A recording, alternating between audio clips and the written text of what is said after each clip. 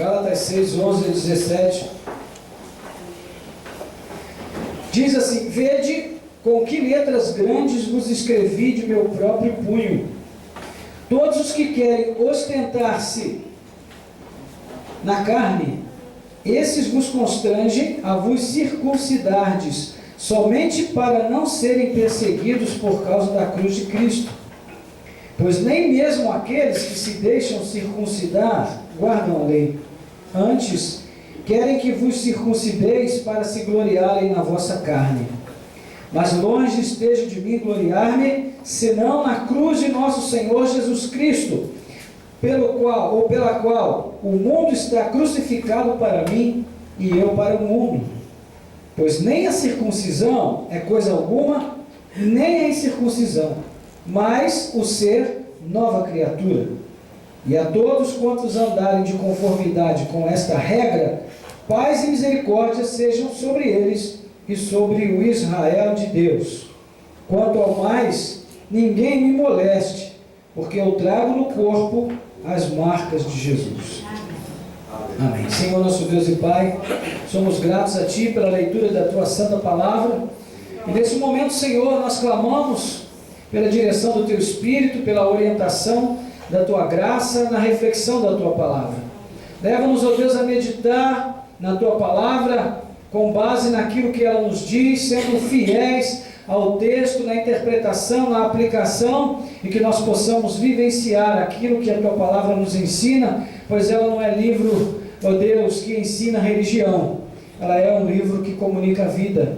É um texto que mostra o caminho da vida e que nos orienta como regra de fé na caminhada deste mundo, para que tenhamos uma jornada em triunfo na bênção e na orientação de Cristo em nossas vidas. Nós oramos assim agradecidos, em nome de Jesus. Amém. Irmãos, como cristãos, nós confessamos que tudo que existe foi feito por Deus. É a nossa confissão básica como cristãos. Nós somos criacionistas. E na abertura do Evangelho de João, nós temos a afirmação de que Deus, no princípio, criou todas as coisas por meio de Cristo. No entanto, essa primeira criação, nós sabemos que ela se corrompeu por causa do pecado. E diante disso, o que Deus fez? Ele desistiu da sua criação? Não. Antes, Ele decidiu recriá-la. Como? Outra vez por meio de Cristo. Então, o regime da lei tanto denunciava quanto condenava o pecado, e ao mesmo tempo exigia uma reparação à altura dessa transgressão que foi cometida lá no princípio. Por isso, o homem transgressor tinha sobre si o peso da sentença capital, a morte. Porém, Deus o que faz? Deus faz cair sobre o seu filho essa sentença. E a escrita da dívida que pesava sobre o homem foi assumida pelo Cristo em sua carne. Você pode conferir depois o resumo disso em Colossenses capítulo 2, versículos 14 e 15. A dívida foi cancelada e o homem redimido foi declarado justo diante de Deus, o Criador. E assim tem início a nova criação em Cristo Jesus. Cristo é o centro dessa nova criação. Ele é a razão de ser dessa nova criação. Não o homem. O homem não é o centro de nada. Cristo é o centro de todas as coisas. E tudo o que interessa ao universo, tudo o que chama a atenção da corte celestial, tudo aquilo que chama a atenção das miríades de anjos é ouvir falar de Cristo. Ouvir falar de Cristo. O homem é o beneficiário dessa grande obra de recriação operada por meio de Cristo e a partir de Cristo. E no entanto, irmãos, embora seja simplesmente beneficiário, lhe cabe também uma grande responsabilidade, a saber, viver em conformidade com a ordem da nova criação. Essa é a responsabilidade que o homem tem. Em outras palavras, andar à luz do homem novo, recriado segundo Cristo, amando a justiça, desejando a santidade. Você pode confirmar depois Efésios 2,15, Romanos 6,4, Efésios 2,10. E ao homem novo, não interessa buscar a aparência ou a exterioridade de uma religião formal, de uma religião de normas, de preceitos, de regulamentos humanos. Não toque, não manuseie, guarde isso, guarde aquilo, use isso, use aquilo. Esse tipo de religiosidade não interessa ao homem novo. E a sua ambição deve ser de inclinar-se para o centro da nova criação. Ou seja, voltar-se para aquele que venceu, aquele que aniquilou o primeiro pecado, aquele que aniquilou a iniquidade cometida pelo primeiro homem e estabeleceu uma nova meta para quem o segue. E essa meta é viver a verdade no íntimo. Viver a verdade no íntimo. Então, irmãos, é basicamente disso que trata o texto que nos serve de base. E a primeira coisa importante para nós é perceber o poder de influência dos judaizantes. Porque na perspectiva da tradição judaica, a prática religiosa exigia que o fiel tomasse sobre si o jugo da Torá, ou seja, o jugo da lei, que assumisse o compromisso incondicional com as obrigações da lei. Essa era a regra para todo aquele que quisesse se tornar praticante do judaísmo. E isso, aos poucos, foi sendo incorporado aquilo que Cristo havia ensinado, ao propósito salvífico de Cristo, ensinado pela igreja, como requisito também para a salvação do homem, fosse ele de que nacionalidade fosse. E o símbolo máximo da demonstração dessa devoção deveria ser submeter-se ao rito da circuncisão. Não temos aqui tempo para explicar as implicações disso dentro do contexto da lei, não podemos descer a muitos detalhes, mas a circuncisão até hoje é praticada dentro do contexto da religião judaica, mas enfim, é um rito de iniciação, assim como o batismo para nós cristãos é um rito de iniciação. E essa exigência ganhou muitos adeptos entre os primeiros cristãos. Nós vamos ver que havia uma inegável atração nessa ideia, porque acima de tudo, esse tipo de rito, esse tipo de observância, esse tipo de critério com a lei, essa prática, tinha uma aparência de piedade muito forte, muito sedutora. E até entre os apóstolos houve quem balançasse diante da pressão do grupo, que era conhecido como judaizante, e essa discussão levou à convocação do primeiro concílio da igreja cristã em Jerusalém. Você pode depois confirmar isso em Atos capítulo 15. E é interessante perceber, irmãos, que Jesus já havia condenado esse espírito arrogante que era observado nos escribas e nos fariseus. Depois você veja em Mateus capítulo 23, de 1 a 4. Jesus dizia para eles: vocês atam fardos pesados aos ombros dos homens, fardos estes que vocês mesmos não são capazes de carregar. Então, o que nós percebemos, nós vamos encontrar também em Paulo esse mesmo desejo de combater o mesmo espírito. Ele vai trazer esse assunto em outras cartas, também mostrando inclusive que apesar da aparência de piedade, esse legalismo não tem nenhum poder de refrear os impulsos da carne. Colossenses 2, versículo 23. Então as implicações desse ensino são profundas, e assumir esse tipo de fé significa anular a cruz e depreciar a graça de Deus. Nós sabemos que ainda hoje esse tipo de apelo é muito forte. Sabemos que no meio da igreja muitas vezes surgem essas ondas judaizantes, com símbolos, e práticas, e observâncias, e coisas que têm uma aparência de piedade, mas que não têm nenhum valor na luta contra o pecado. Então esse texto é um texto sempre muito atual. E quando nós voltamos à nossa leitura, nós vamos ver no versículo 11, Paulo começando com as seguintes palavras: vejam com que grandes letras estou lhes escrevendo do próprio punho. E ao lermos esse versículo, somos sempre tentados a interpretá-lo como um indicativo de que Paulo tinha problema de visão, Mas Pode até ser que ele tivesse, pode ser que ele tivesse, mas nesse caso não é isso que o texto quer dizer.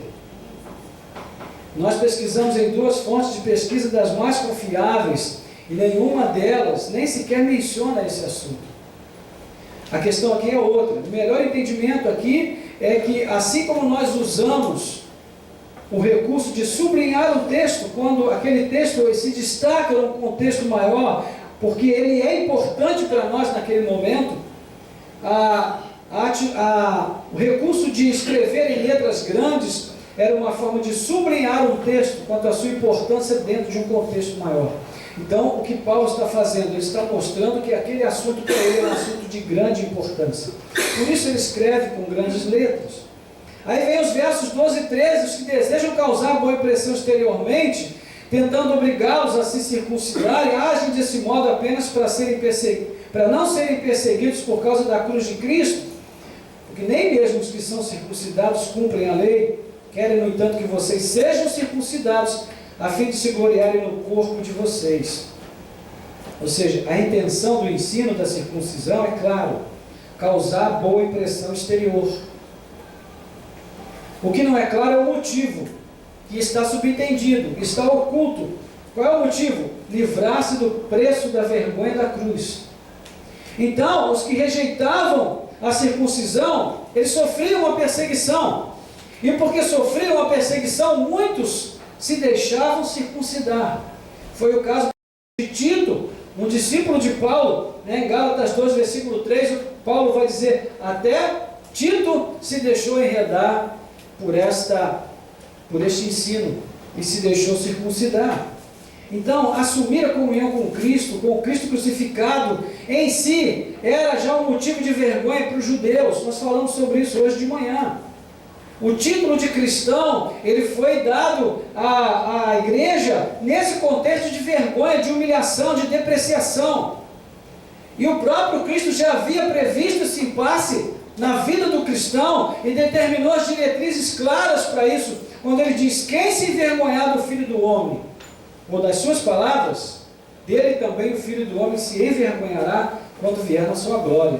Lucas 9, 26. Portanto, irmãos, é um grande risco se envergonhar de Cristo. É um grande risco. E a questão é que o ato da circuncisão, no fundo, não muda o coração. Muda a carne, mas não muda o espírito. Quebranta o físico, mas não quebranta a alma. É apenas uma aparência, é um critério de valor exterior. E aqui se estabelece algo que é muito importante para a vida cristã genuína, que é a interioridade da fé. E nós precisamos nos valer de outro texto de Paulo, Romanos 2, 27 a 29, que diz, e se aquele que é incircunciso, por natureza, cumpre a lei, certamente ele te julgará a ti, que não obstante a letra e a circuncisão, és transgressor da lei. Porque não é judeu quem o é apenas exteriormente, nem é circuncisão a que é somente na carne. Porém, judeu é aquele que é interiormente, e circuncisão que é do coração, do espírito, não segundo a letra, e cujo louvor não procede dos homens, mas de Deus. Nós poderíamos colocar aqui da mesma forma, porque cristão é aquele que o é interiormente, e transformado é aquele que é no coração, no espírito, não simplesmente na letra, não no estereótipo, e cujo louvor não procede dos homens, mas de Deus. Ou seja, para o cristão, o alvo constante é agradar a Deus. Ok? Onde está o verdadeiro cristianismo? Onde a verdade está. É ali que está o verdadeiro cristianismo. E eu devo julgar a verdade na vida de alguém, a não ser na minha própria vida? Não. Eu só posso julgar a verdade na minha própria vida. Na vida do outro eu não posso, porque eu não tenho conhecimento suficiente do outro para fazer isso. Então eu só posso julgar a mim mesmo. Não é? E aqui, o que nós vamos perceber? Que há um ensino claro da parte de Paulo, que a fé é algo que deve ser vivenciada primeiro no interior. Primeiro no interior. É por essa razão também que Agostinho ensinava: o homem não foi feito para crer em Deus, o homem foi feito para conhecer a Deus.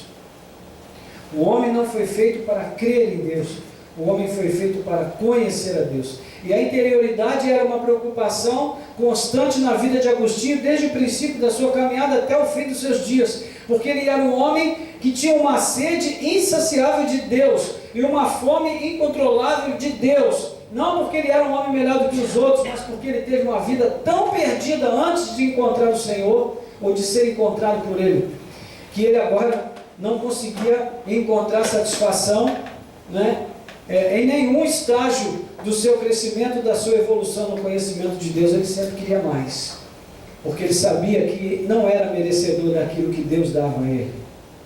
Então, irmãos, essa deve ser a motivação do cristão: ser insaciável na busca de Deus, ser insaciável na fome de Deus, na sede da presença de Deus.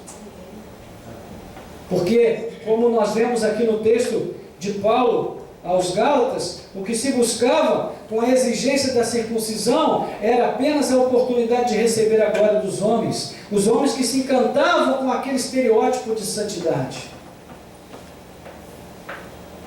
Mas Deus não se impressiona com essas coisas. E nós vamos encontrar na Bíblia toda princípios que vão nortear essa mesma questão da interioridade, desde o princípio. Nós vamos encontrar isso na escolha de Davi, né? Quando Deus diz para Samuel: você olha para a aparência, mas eu olho para o coração. Nós vamos encontrar isso lá no chamamento de Moisés, quando ele diz: Senhor, eu sou um homem incapaz, eu não tenho eloquência, eu não sou preparado. Mas ele disse: não, isso aí você pode deixar que eu cuido. Essa parte da preparação deixa comigo, que eu faço. O que você precisa fazer é apenas crer e se entregar para ser usado.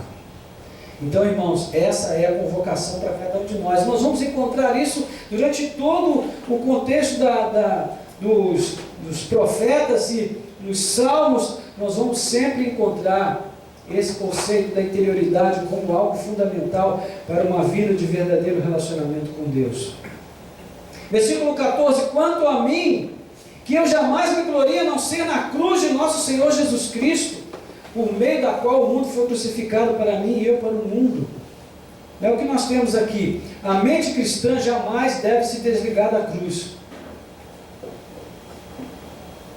Uma das coisas que eu lamento profundamente é que os nossos hinos de hoje, eles estão empobrecendo cada vez mais na sua letra.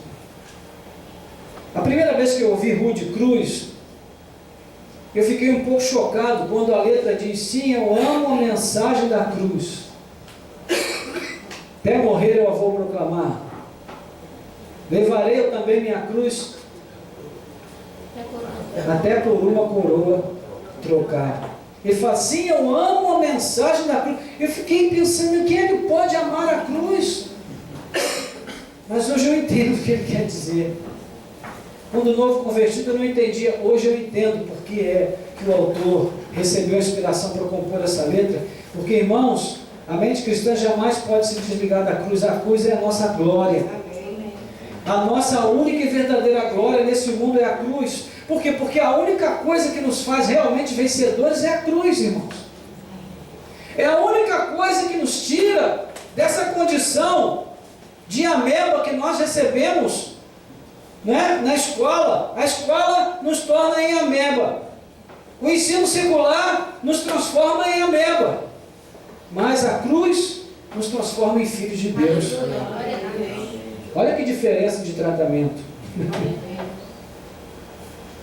Nós não somos amebas. Nós somos criação especial de Deus.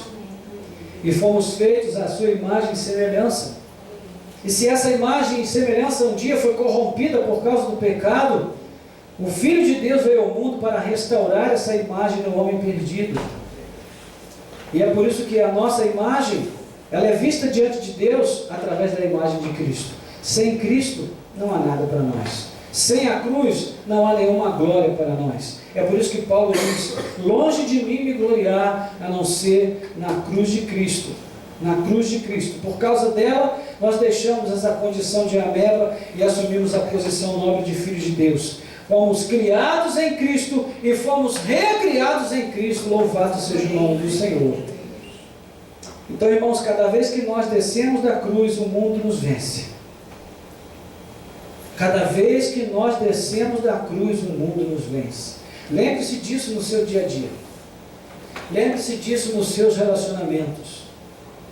Quando você estufar o peito, estiver pronto para desafiar o outro e provar que você está certo na discussão, pense se vale a pena fazer isso.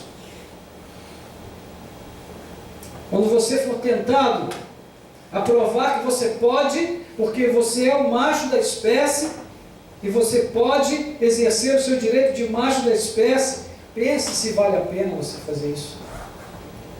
Pense se vale a pena você usar a sua feminilidade para alcançar a posição honrosa de defender aquilo que você acha que é certo, em detrimento daquilo que o outro pensa, sem dar a ele a oportunidade de dizer o que está pensando a aquele respeito.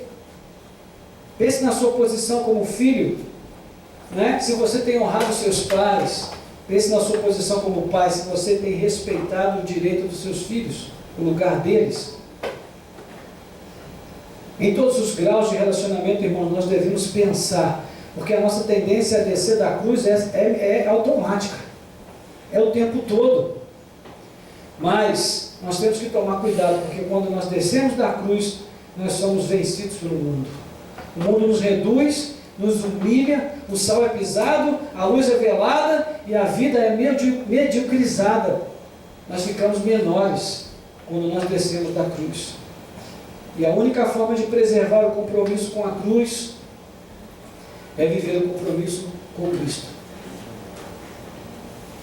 É estarmos ligados nele e procurarmos trabalhar diariamente a nossa vida de comunhão para que ele esteja sempre se agradando da nossa vida e das nossas ações e palavras. Versículo 15: de nada vale ser circuncidado ou não, o que importa é ser uma nova criação. É isso que Paulo está defendendo aqui. Esse é o texto mais importante, né? A citação mais importante desse texto. Nós chegamos ao cerne da questão, e se nós pudéssemos resumir tudo o que foi dito com apenas um enunciado, nós usaríamos esse versículo: o que importa é fazer parte da nova criação. O que importa é ser nova criatura. Jesus usou vários momentos de seus ensinamentos para falar contra essa forma estereotipada de fé. E um deles ele falou à mulher samaritana, e ele disse para ela: mulher, tanto faz adorar em Jerusalém ou em Samaria, o que importa mesmo é que adorar ao Pai seja algo feito em espírito e em verdade. Agora, se é em Jerusalém, se é em Samaria, se é no Monte Gerizim, se é no Monte Tabor, se é no Monte Moriá, não importa. O local não importa. Paulo vai falar isso em um dos seus escritos. Na igreja aos Coríntios ele diz: você sirva a Deus como você foi chamado. Você pode servir a Deus sendo escravo, sendo livre, sendo patrão, sendo empregado, sendo marido, sendo esposa. Do jeito que você foi chamado, você pode servir a Deus, não importa o lugar ou a condição. O que importa é o grau de compromisso que você tem com esse chamado. Isso é o que importa. Porque mover uma peça de lugar só pode garantir vitória no tabuleiro de xadrez, mas na vida não. Na vida, o que move as circunstâncias e o que muda as situações é o que nós estamos dispostos a ver aqui dentro do nosso coração. A interioridade, a fé vivida no coração e na mente, na alma, ali na essência do que nós somos. E por fim, versículos 16 e 17: paz e misericórdia estejam sobre todos os que andam conforme essa regra, e também sobre o Israel de Deus, sem mais que ninguém me perturbe, pois eu trago em meu corpo as marcas de Jesus.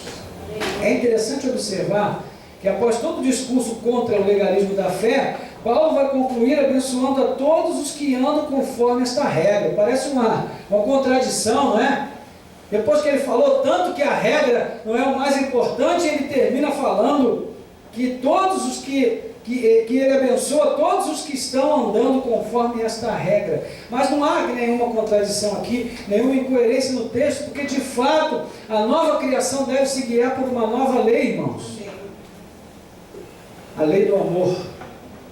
Como Agostinho gostava também de falar, a lei do amor. Porque circuncidar o coração é também se dispor à obediência. Circuncidar o coração é se dispor a amar a Deus acima de tudo e amar o outro como nós nos amamos. Isso resume tudo que há para ser obedecido, tudo que há para ser observado. Não é? Envolve estar disposto a levar no próprio corpo as cicatrizes da cruz, e Paulo viveu isso literalmente. Por isso ele diz: olha, eu não estou nesse momento disposto a suportar qualquer afronta que venha me diminuir, porque eu já diminuí a mim mesmo, eu já humilhei a mim mesmo, eu trago no corpo as marcas de Cristo.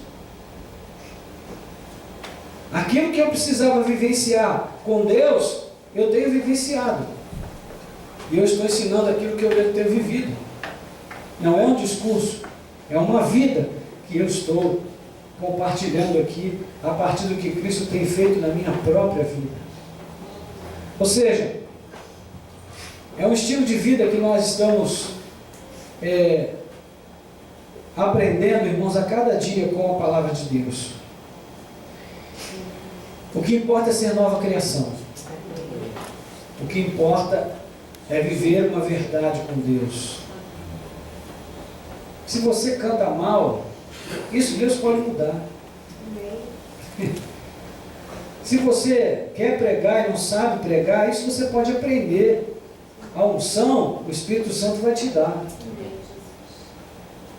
Se você quer fazer alguma coisa para Deus e não se sente capaz, Ele vai te encher de capacidade, de conhecimento, Ele vai te capacitar. Agora, existe uma coisa que não pode ser aprendida em nenhum instituto, em nenhum curso, que é viver uma vida nova com Deus. Isso começa a partir de uma obra que o próprio Deus realiza no nosso íntimo, no nosso interior. Mas a partir do momento que Ele realiza essa obra, nós precisamos trabalhar constantemente para prezar, para valorizar e para conservar em nós o anseio para que essa grande obra se desenvolva, cresça e apareça cada vez mais no nosso testemunho durante a nossa caminhada nesse mundo. Paulo, ele é um dos autores assim que todos nós gostamos muito, porque ele fala muito, basicamente, sobre todos os assuntos, e ele também falou muito sobre isso em diversas das suas epístolas, mas nosso tempo não nos permite avançar além daquilo que nós temos ido. Não é o que nós queremos deixar esta palavra de estímulo para os irmãos, né? Não deprecie o valor da sua fé, não deprecie aquilo que Deus tem feito na sua vida, né? Pense na sua vida como algo de muito valor para Deus, e você precisa ser a pessoa que mais valoriza o que Deus fez em você, a dignidade que Ele atribuiu à sua vida. Você não pode negociar essa dignidade com nada nem com ninguém, porque ninguém é digno de receber o que Deus colocou para você e em você, e está fazendo através de você, e ainda fará, se você deixar, permitir, né, que no seu coração haja espaço a cada dia para que Deus se faça o Senhor sempre, em todos os momentos. Amém? Amém. Louvado seja Deus. Essa é a mensagem da cruz, irmãos. É a mensagem da cruz. A cruz é lugar de dignidade. A cruz é um lugar de recuperar tudo que foi perdido, né? A gente vive num tempo que as pessoas gostam tanto de falar de restituição, mas a maior restituição que nós precisamos ter é a restituição da nossa dignidade. Isso sim é uma restituição que nós precisamos buscar em Deus com todo o ardor da nossa fé. porque isso é o que de mais valor nós possuímos e que nos foi concedido por Deus. Amém, irmãos? Amém. Não somos amebas, não, somos filhos de Deus. Amém. Fique de pé no seu lugar. Nós vamos orar, vamos agradecer ao Senhor. Louvado seja Deus. Senhor, nosso Deus, nosso Pai, somos gratos a Ti por essa noite. Obrigado pelo Teu amor, pela Tua graça. Obrigado pela Tua fidelidade que mais uma vez o Senhor tem demonstrado, manifestado em nossas vidas. Senhor, nós Te louvamos pelo privilégio que tivemos de Te servir no ambiente do culto, na comunhão dos santos. Ó Deus, é um privilégio para nós estarmos aqui na presença do Senhor. E também é um privilégio para nós estarmos na presença uns dos outros. Porque todos que estão aqui são santos e santas do Senhor. Homens, mulheres, jovens, crianças, cheios da Tua graça. E em cada coração aqui o Senhor colocou um tesouro de valor incalculável. E nós Te pedimos nessa noite que o Senhor nos ajude a cuidar bem desse tesouro. Ajuda-nos, Senhor, a nos lembrarmos sempre desse valor incalculável e inestimável. E zelarmos, Senhor, por isso que o Senhor já tem feito em nós, e buscarmos a cada dia incessantemente crescermos na graça e no conhecimento de nosso Senhor Jesus Cristo, porque de fato nós não fomos feitos para crer no Senhor, nós fomos feitos para Te conhecer. Amém. E nós queremos conhecer a Ti, queremos ser conhecidos por Ti. Ó Pai, que a nossa ambição jamais esteja voltada para o reconhecimento do nosso nome neste mundo, mas que o nosso nome possa ser conhecido no céu. E que quando o nosso nome for pronunciado aqui, os anjos saibam de quem se está falando, porque o Senhor conhece quem somos e como tem sido a nossa vida diante do Senhor, Pai. Mas o Senhor sabe que por nós mesmos, em nós próprios, nós não temos forças, não somos capazes por nós mesmos. Precisamos que o Teu Espírito nos capacite, precisamos que a Tua graça nos sustente, que o Teu poder nos capacite, nos unja a cada dia, para que nós possamos avançar nesta graça, Senhor. Conhecendo a Cristo e a palavra do Seu poder, não nos prendendo em mandamentos humanos, não nos prendendo em regras, costumes e tradições religiosas frívolas e mortas, mas nos apegando firmemente à vida de Cristo em nós e à presença do Teu Espírito que pulsa em nosso coração a cada dia e vive em nosso interior. Que essa seja a nossa grande motivação, que este seja o nosso grande empenho por conservar em nós esta dádiva que o Senhor nos possibilitou ter pela Tua graça. E neste crescimento, Senhor, que nós possamos avançar para uma vida digna, uma vida abençoada, na justiça, na santidade, na prática do amor a Ti e do amor àquele que está ao nosso lado. E que em nome de Jesus, nessa jornada nós possamos conservar a fé e no final possamos declarar como o apóstolo Paulo: combati o bom combate, encerrei a carreira e guardei a fé. Que nós possamos ter esse privilégio também na Tua presença. Nós oramos assim, ó Deus, agradecidos, em nome de Jesus. Amém e amém.